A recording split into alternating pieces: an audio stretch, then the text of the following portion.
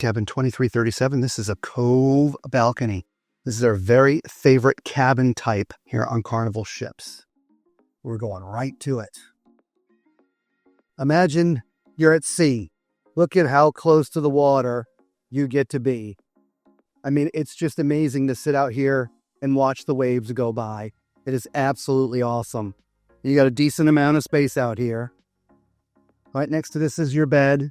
It's either king, as you see it in this configuration, or you can separate it into two twins. There is no extra power by the nightstands. You have a sofa that can convert to be a bed with a little coffee table. Across from here, you have a mini fridge. You have your hair dryer, two USB, one European, lighted mirror, 3 shelves. You have 3 closets. This one is shelves, safe, and drawers. The other 2 are going to be all hanging, as you see right there. Moving behind Lisa is the bathroom.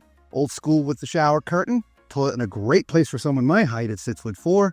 But then you have your sink area, which has 3 shelves on either side. So 6 total shelves, makeup mirror, power, and a little bit of storage down underneath.